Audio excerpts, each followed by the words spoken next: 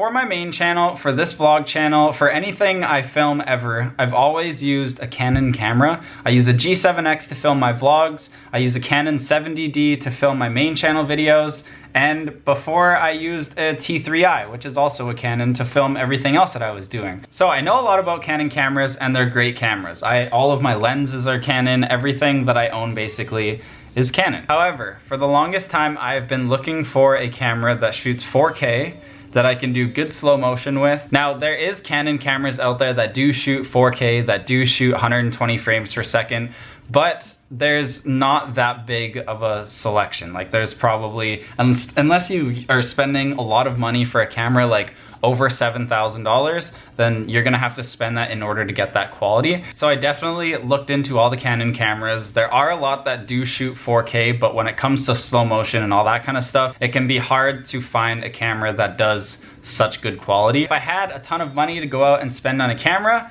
I would probably buy either a RED camera or a 1DX2, but I wasn't looking to spend $8,000 to however much a RED camera is, because those are really expensive. So because of this struggle and trying to find a camera that does really good 4K, that does really good slow motion, that also takes decent pictures, I started to look around at other camera brands to find out if maybe they had something that would offer what I wanted. This video is not sponsored by Canon, it's not sponsored by Sigma, it's not sponsored by what I'm about to show you right now, which is the Sony A7S II. This video is basically just me wanting to unbox this and show you guys exactly what it looks like, show you guys what's in the box, show you and tell you exactly everything of why I bought it and what's in the camera and why it's such a special thing. So the bottom line, the reason that I bought this camera is because it shoots amazing low light quality, so I could basically shoot in the dark and you would be able to see everything that I was shooting. It's a mirrorless camera, which means that it's gonna be a lot smaller than like a big Canon DSLR camera. It shoots 4K and it does 30 frames per second, but in 1080p it shoots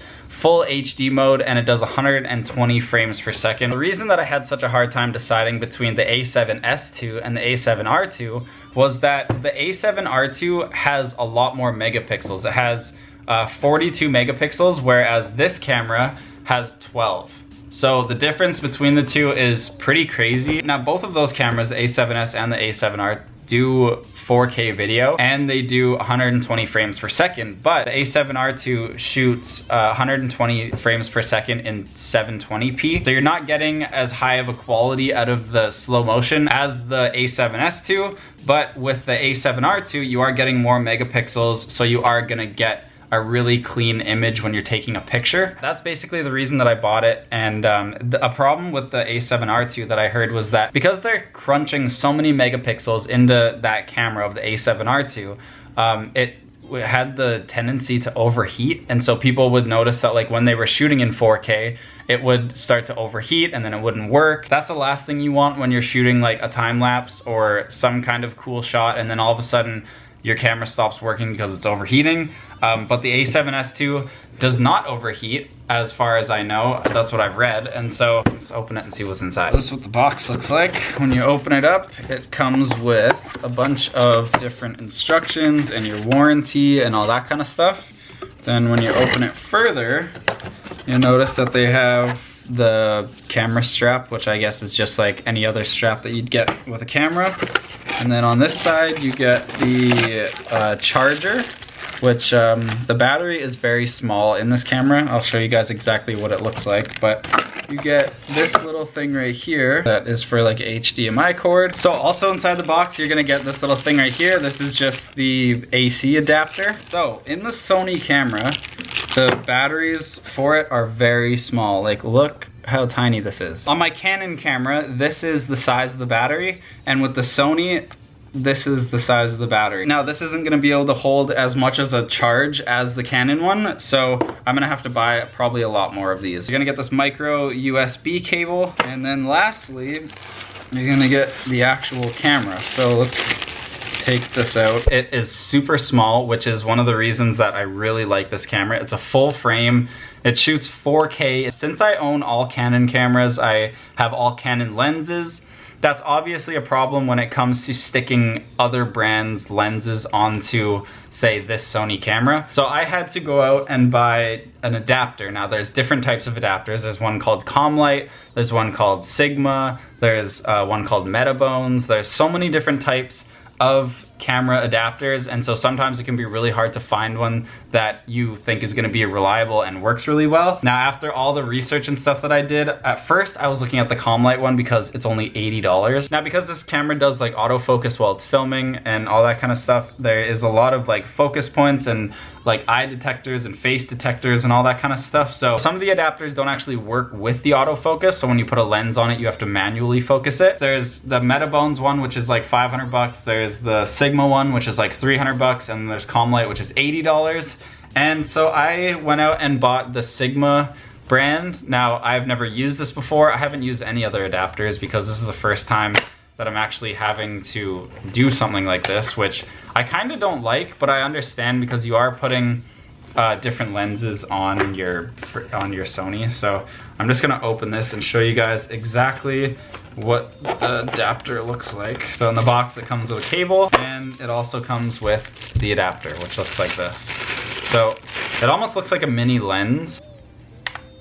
Oh wow, it's really hard to turn on. Okay, so that's on. That's what it looks like, and basically this is just gonna allow me to put my Canon lenses onto my Sony. Now there's so many videos out there that you could watch that talk about the different adapters and all that kind of stuff, so you can find which one you like best or whatever one you think works best for you. As for me, I'm gonna be putting this lens on it, which is, I bought this lens not too long ago, and it's a Canon 24 to 70 2.8 lens, and it is the Mark II.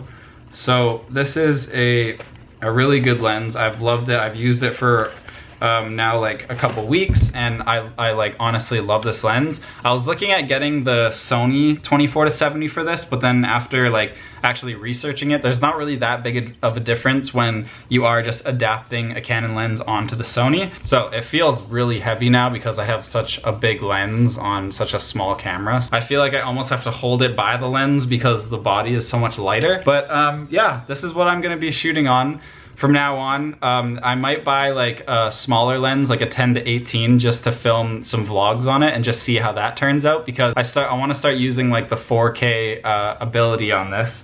And so yeah, this is kind of the review that I wanted to share with you guys, and just basically unbox it and show you guys exactly what it looks like. So if you liked me doing this type of video where I just basically unbox something and show you guys exactly what it looks like, then give this a thumbs up. I'm gonna try this out for like a week, and then I will let you guys know exactly how I like it, what I don't like about it, what are some of the cool features that I think it has. And I'll also let you guys know how this like adapter thing is, because that's the one thing I was kind of worried about when I was buying this whole setup.